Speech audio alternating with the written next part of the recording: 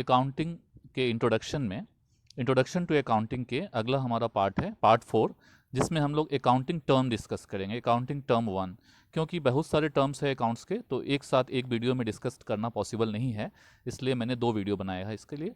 तो आज part 1 discuss करेंगे टर्म्स का। अकाउंटिंग, बेसिक अकाउंटिंग टर्मिनोलॉजी क्या क्या वो सब डिस्कस करेंगे। सबसे पहले हम जानेंगे एंटिटी किसको बोलते हैं। एंटिटी क्या होता है? An entity means an economic unit. किसी भी इकोनॉमिक यूनिट को एंटिटी बोलते हैं। जैसे रिलायंस इंडस्ट्री एक इकोनॉमिक यूनिट है, बिग बाजार एक इकोनॉमिक यूनिट है, Tata Motors, HCL technology etcetera, ये सारे इकोनॉमिक यूनिट्स के एग्जाम्पल है। हमारे घर के आसपास जो छोटे छोटे दुकान होते हैं जिनका एक प्रॉपर नाम होता है, प्रॉपर स्टेटस होता है, वो भी एंटिटी में आते हैं। A business entity means an enterprise established in accordance with the law to engage in business activity। जो लॉ के अकॉर्डेंस में जो सेटअप किए गए हैं बिजनेस एक्टिविटी, उसी को हम एंटिटी बोलेंगे। जैसे रास्ते के किनारे फल बेचने वाला को हम एंटिटी नहीं बोल सकते, क्योंकि वो एक प्रॉपर इस्टेब्लिशमेंट नहीं है, उसका प्रॉपर नाम नहीं है, proper as per the accordance of law setup नहीं हुआ है, उसको एंटिटी नहीं बोलेंगे। This include proprietors firm, partnership firms, company, सब इसमें इंक्लूड होते हैं एंटिटी में। नेक्स्ट जो हमारा टर्म है वो है ट्रांजैक्शन, जो हम अकाउंट्स में अधिकतर यूज करते हैं। ट्रांजैक्शन किसको बोलते हैं? Transaction is an economic activity और financial events enter into by the entity having monetary impact on the financial statement and recorded in the books of accounts. ऐसे इवेंट्स, ऐसे फाइनेंशियल इवेंट्स जो monetary हो। सबसे पहली बात कि फाइनेंशियल इवेंट होना चाहिए, दूसरा मॉनेटरी होना चाहिए, और तीसरा इकोनॉमिक एक्टिविटी का होना चाहिए, ठीक है, और जिसको हम बुक ऑफ अकाउंट में रिकॉर्ड कर सकें, जिसको अकाउंटेंसी में, अकाउंट्स में जिसको रिकॉर्ड कर सकें, उसको हम ट्रांजैक्शन कहते हैं। It affect the financial position, ये फाइनेंशियल पोजीशन को अफेक्ट करता है। ट्रांजैक्शन क्या करता है? फाइनेंशियल पोजीशन को अफेक्ट करता है, जैसे हमारा एसेट्स और लायबिलिटी को चेंज करता है of the business and can be measure in term of money, और ये मनी के टर्म में होता है, तभी उसको ट्रांजैक्शन बोलते हैं।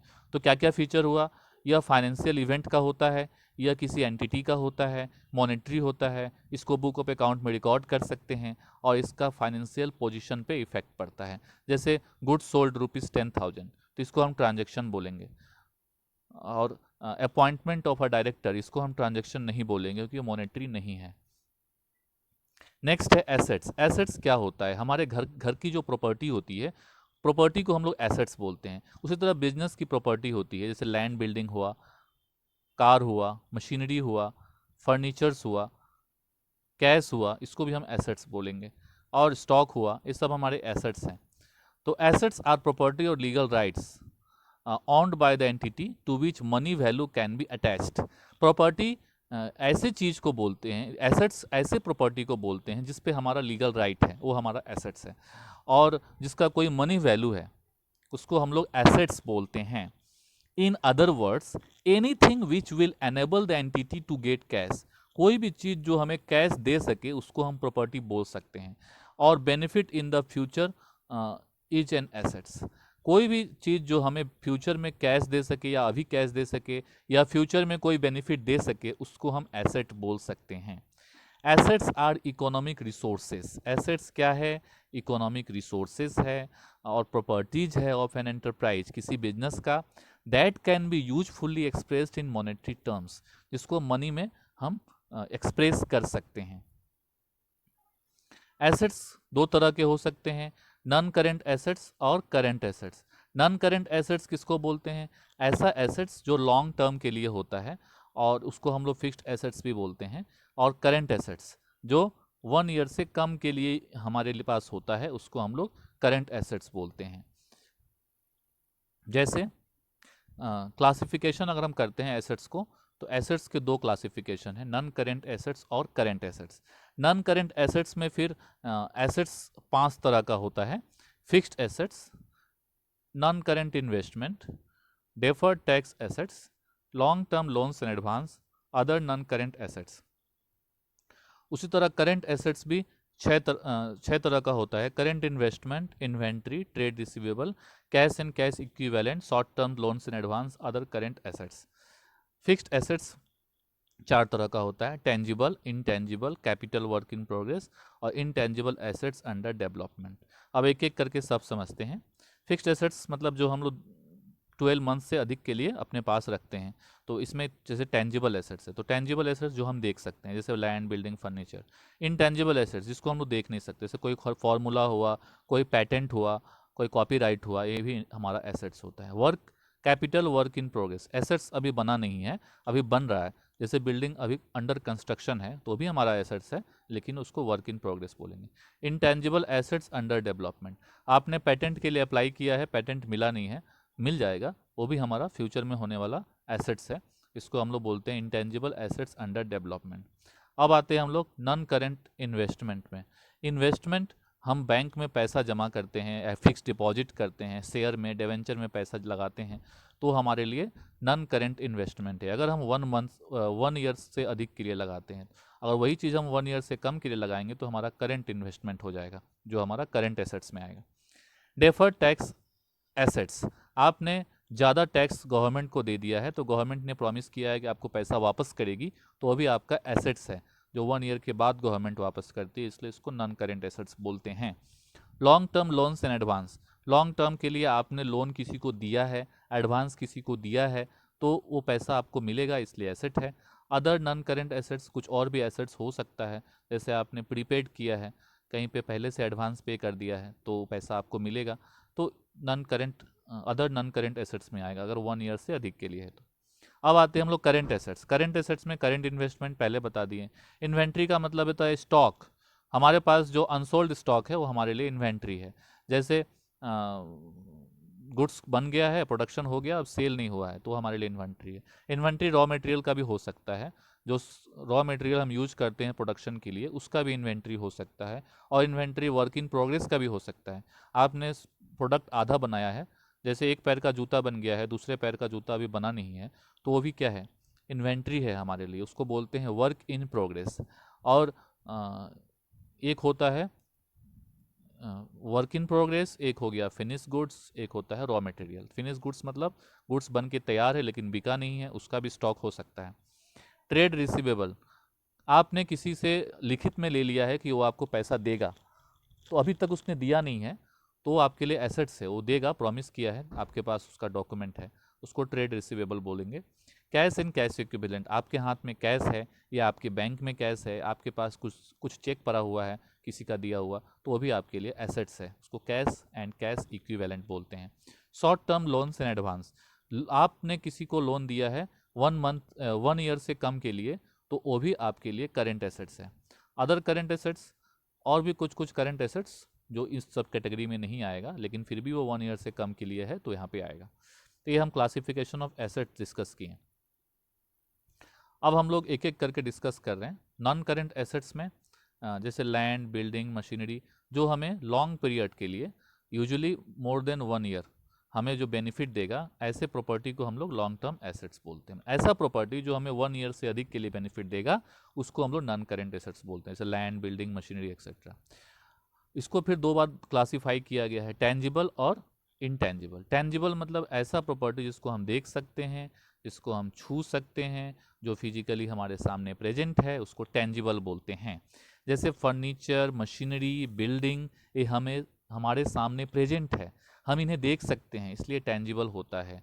कुछ प्रॉपर्टी ऐसे होते हैं जो फिक्स्ड होते हैं, लेकिन उनका फिजिकल एग्जिस्टेंस नहीं होता है, उनको हम लोग इनटेंजिबल बोलते हैं। जैसे goodwill, patent, trademark, copyright, software, इनको हम देख नहीं सकते हैं, बस फील कर सकते हैं। करंट एसेट्स, ऐसा एसेट्स जो 1 ईयर से शॉर्ट पीरियड के लिए रहता है, जो 1 ईयर से कम, विद इन 1 ईयर में वो कैश में कन्वर्ट हो जाएगा, विद इन 1 ईयर जो कैश में कन्वर्ट हो जाएगा, उसको हम लोग करंट एसेट्स बोलते हैं। जैसे डेटर्स, जिससे हम पैसा पाते हैं। स्टॉक्स, स्टॉक जो हमारा है, जो अनसोल्ड है, बिका नहीं है अभी तक, वो भी हम बेच करके पैसे में उसको कन्वर्ट कर सकते हैं, तो ये हमारे लिए करंट एसेट्स है। अब आते हैं लाइबिलिटी साइड में। लाइबिलिटी क्या होता है?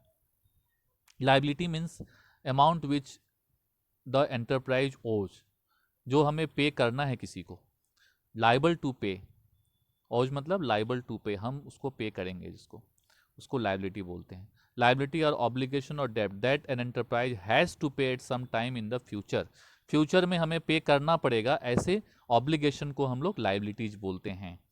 जैसे लाइबिलिटीज दो तरह का होता है, external liability and internal liability. External liability जो इंटरनल लाइबिलिटी मतलब हमको अपने बिजनेस के अंदर की लाइबिलिटी जो होती है उसको हम लोग इंटरनल लाइबिलिटी बोलते हैं। जैसे आउटस्टैंडिंग सैलरी है तो हमें वर्कर को सैलरी देना है, तो इंटरनल बात है, तो इंटरनल लाइबिलिटी है। एक्सटर्नल लाइबिलिटी जैसे नॉन करेंट लाइबिलिटी और करेंट लाइबिलिटी दो तरह का हो सकता है। तो नॉन करेंट लाइबिलिटी जो हमें एक साल के बाद पेमेंट करना है, नॉन करेंट लाइबिलिटी जो एक साल के अंदर पेमेंट करना है वो करेंट लाइबिलिटी होता है।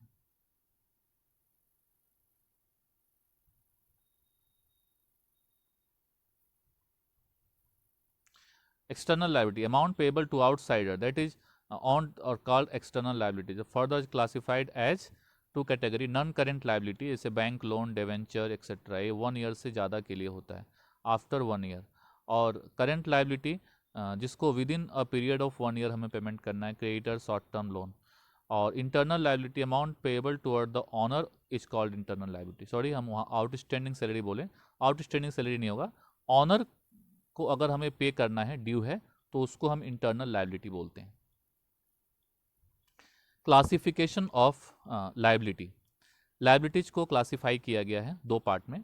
लाइबिलिटीज दो तरह का होता है, नॉन करेंट लाइबिलिटी और current liability. Non current liability में लॉन्ग टर्म बोरोइंग, लंबे समय के लिए आपने लोन लिया बैंक से।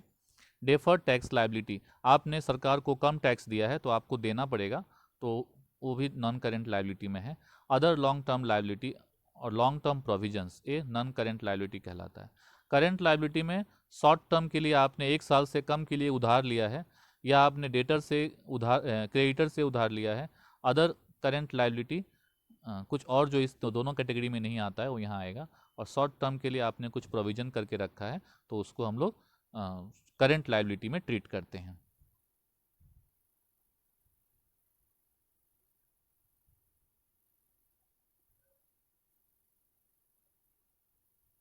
Distinguish between current and non current items. Current और नॉन करेंट आइटम्स में क्या डिफरेंस है? करेंट एसेट्स और liability, receivable payable with in operating cycle, इसको एक साल के अंदर ही हमें क्या करना है, रिसीव भी करना है और एक साल के अंदर पेमेंट भी करना है, ऐसे एसेट्स, ऐसे को करंट बोलते हैं हम लोग। और नॉन करंट मतलब जो रिसीवेबल हो या पेएबल हो बियॉन्ड द ऑपरेटिंग साइकिल, एक साल से ज़्यादा जो रिसीवेबल या पेएबल होगा उसको हम लोग नॉन करंट बोलते हैं। Normally non current asset realised होता है 12 मंथ में और लाइबिलिटी को सेटल करना पड़ता है 12 मंथ में। उसी तरह नॉन करंट एसेट्स को रियलाइज करते हैं आफ्टर 12 मंथ, वो रियलाइज होता है और सेटल भी होता है आफ्टर 12 मंथ, मतलब पेमेंट भी 12 मंथ के बाद होता है। Primarily for trading, current assets या current liability business day to day business activity में यूज होता है। But non current assets, non current liability जो होता है बिजनेस के स्मूथ ऑपरेशन में यूज होता है। कैपिटल किसको बोलते हैं? बिजनेस करने के लिए हमें जो भी पैसा हम बिजनेस में लगाते हैं उसको कैपिटल बोलते हैं। ऑनर जो पैसा बिजनेस में इन्वेस्ट करता है, मालिक जो पैसा बिजनेस में इन्वेस्ट करता है उसको हम कैपिटल बोलते हैं। ये कैश के फॉर्म में भी हो सकता है और एसेट्स के फॉर्म में भी हो सकता है। मालिक अपने घर का प्रॉपर्टी बिजनेस में लगा दे तो भी हो सकता है। It is an internal liability for the firm, यह फॉर्म के लिए क्या है? इंटरनल लाइबिलिटी है। A liability toward the owner, owner के टुवर्ड्स में लाइबिलिटी है। Capital is also known as owners equity, capital को भी ऑनर्स इक्विटी कहते हैं।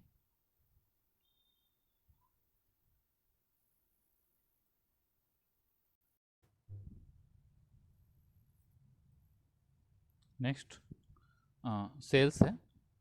सेल्स किसको बोलते हैं?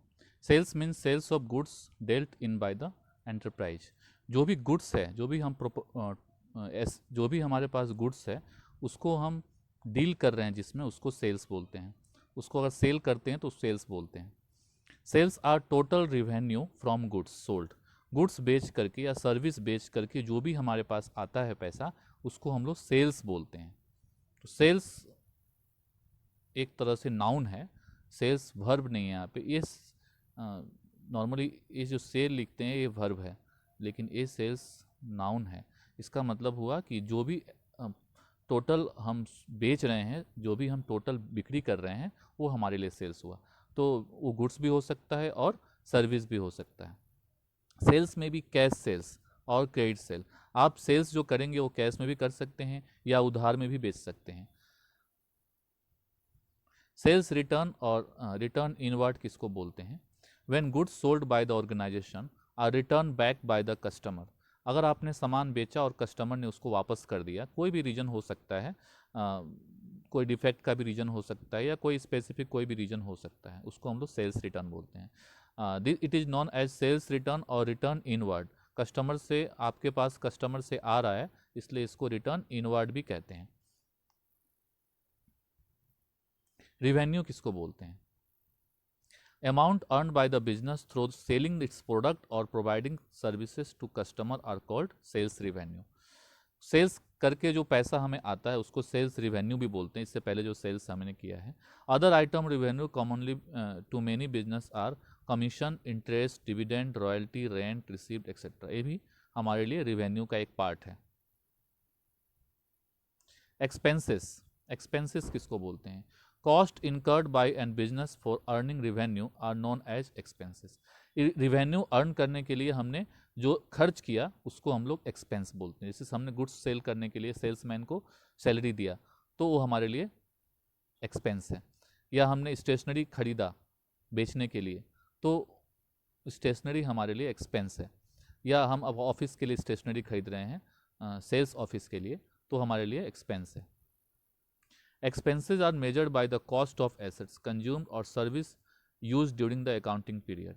किसी अकाउंटिंग पीरियड में हम जो भी कॉस्ट ऑफ एसेट्स कंज्यूम किए हैं, जो भी एसेट्स हम कंज्यूम किए हैं या सर्विस हमने यूज किया है, उसके लिए भी हम जो पेमेंट करते हैं वो उसको भी एक्सपेंस कहते हैं।